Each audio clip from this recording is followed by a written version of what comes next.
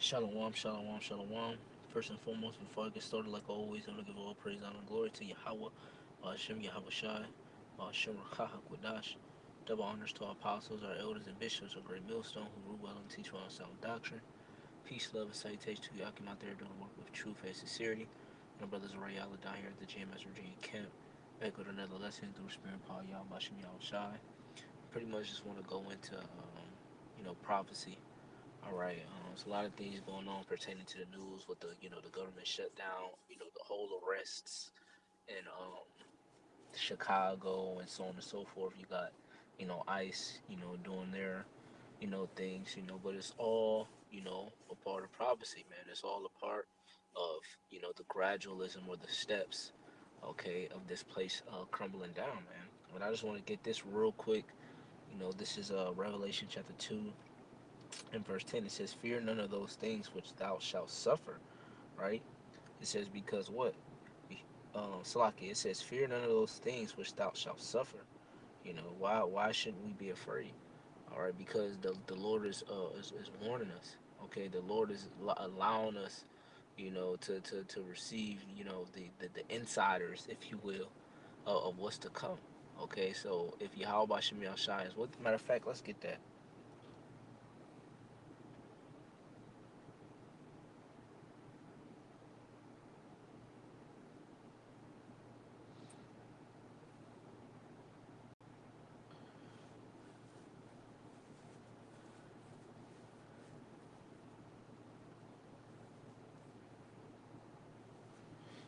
This is one of the precepts, but it's a different one that I'm looking for.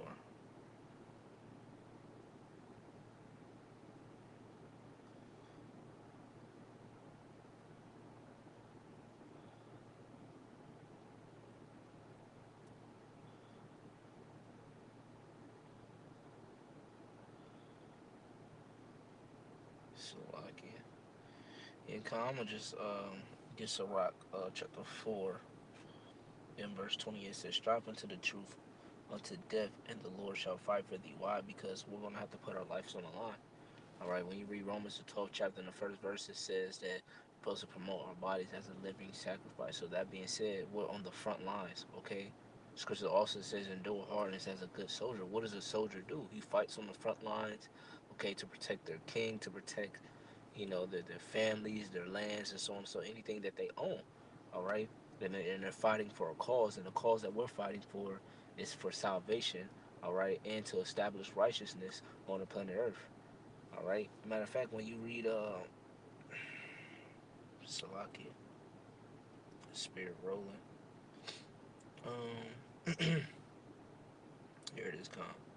So Psalms chapter 94 and verse 16, it says, who will rise up for me against the evildoers, or who will stand up for me against the workers of iniquity? And we see the workers of iniquity. We see what they're planning. All right, you got a lot of these, I forget the celebrity's name, Apostle Hard. He did a video on it concerning this the celebrity going into the MOTB, and pretty much,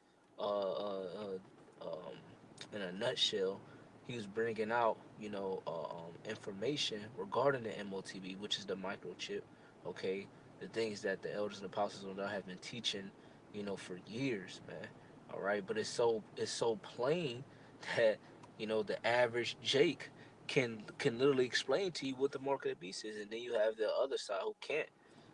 So these workers of iniquity, they're doing what they need to do on the left hand side because they're trying to roll out, the new system. They're trying to roll out this new order and so on and so forth. And if you can't get with the program, you're either going to be faced with death, all right, you're going to be faced with imprisonment, all right. So they want you to get with this program, man, and that's ultimately what the prophets of the Lord and the elect are not going to go for, man. All right. The scripture says, I reserved myself unto 7,000 men. Matter of fact, I'll get it.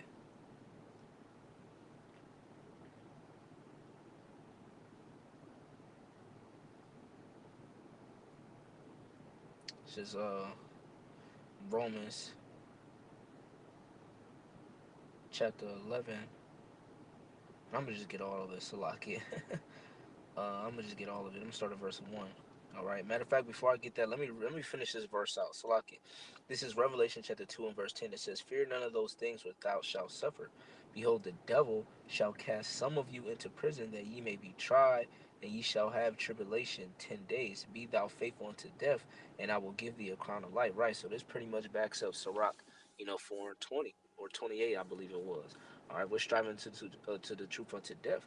Why? Because we may be faced with death. We may be faced with imprisonment. Okay, we're going to be faced, okay, with these temptations and these trials. Okay, fighting against the system, fighting against the workers of iniquity. So with that being said, we're not prepared. It will behoove you to build up your faith now because, hey man, we're rolling into those times, man, and now is the time to get closer to Yahweh Shem Yahshai, more than ever. All right, and it said the devil. Who is the devil? Let's go into the word the devil. The devil, right? Go to the word devil. It says the Greek word is diablos, which means the prone to slander, slanders, accusing falsely. It says metaphor applied to a man by opposing the cause of the Most High, may be said to act the part of the devil or to side with him. Right. So it's the physical counterpart of spiritual demon Satan. Right. It's applied to a man. What man is that? The wicked. Okay. Who is the wicked? Right. Who is the wicked? Right. Let's go to milk scripture real quick. Let's go to the book of Malachi, chapter 1, and I'll start at verse 2. It says, "I have loved you, saith the Lord, yet ye say, where hast thou loved us? Was not Esau Jacob's brother, saith the Lord? Yet I loved Jacob, and I hated Esau, and laid his mountains and his heritage waste for the dragons of the wilderness. Whereas Edom saith, we are impoverished, but we will return and build the desolate places." Right. What is the desolate places? All right, the Roman Empire, the revival of the Roman Empire, because the Roman Empire was, pretty much desolate. But how was it returned or built back? Through the Renaissance, right?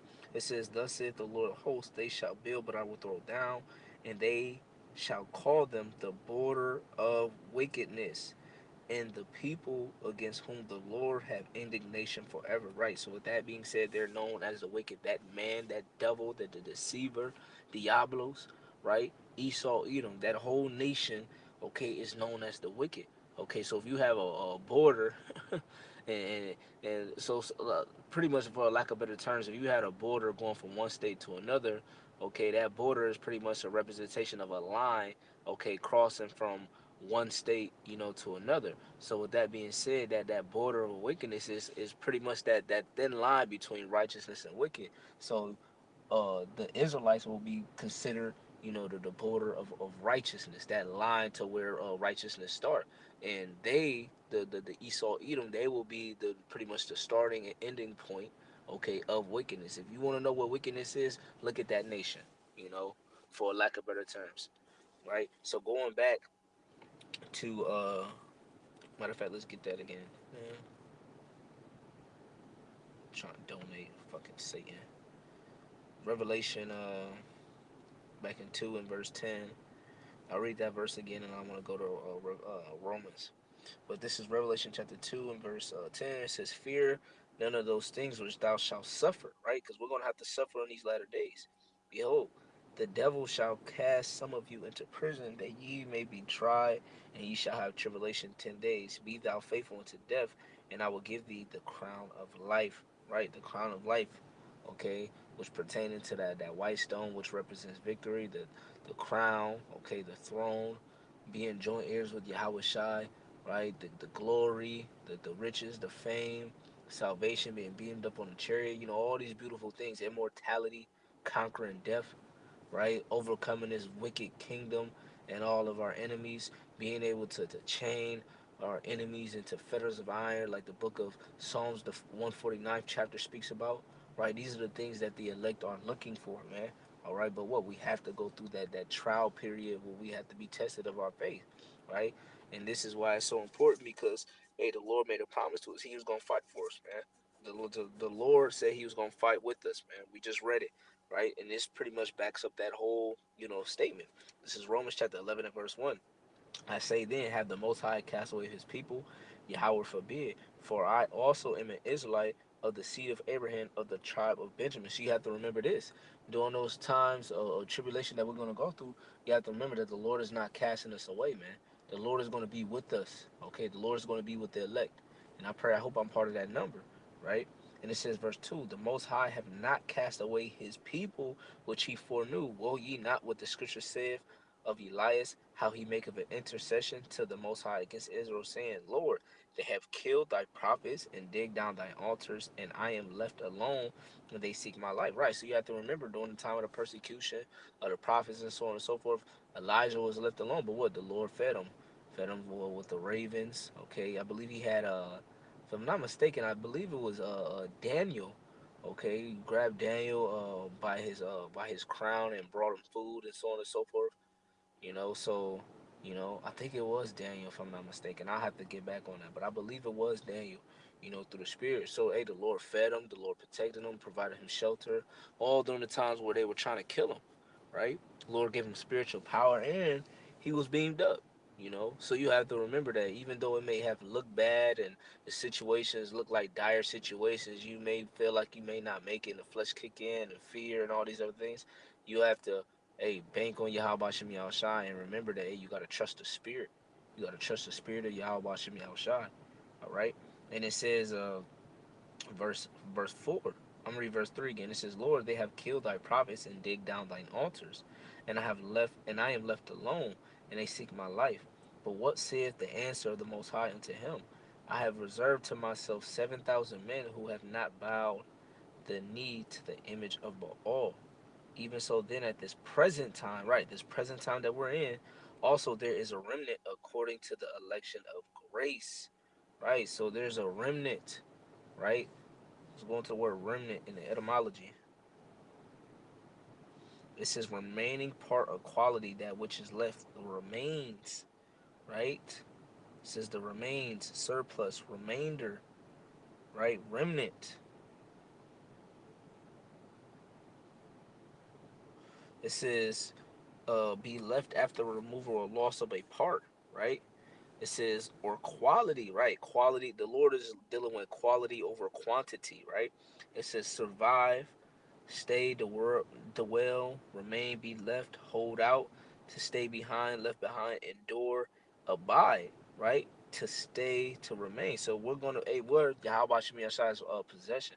So the Lord is going to keep us. He's going to preserve us. He's going to remain us, and we're going to dwell and abide in Yahweh Shemi Yahweh. Okay, speaking about the elect. Okay, because what, man? Hey, the Lord is speeding up the days for the elect's sake. The Lord is gathering that remnant and so on and so forth. And pretty much to prove that, I'm gonna close out with this, right? This is Revelation chapter 7 and verse 1. It says, and after these things I saw four angels standing on the four corners of the earth, holding the four winds of the earth, that the wind should not blow on the earth, nor on the sea, nor any tree. And I saw another angel ascending from the east, having the seal of the living power.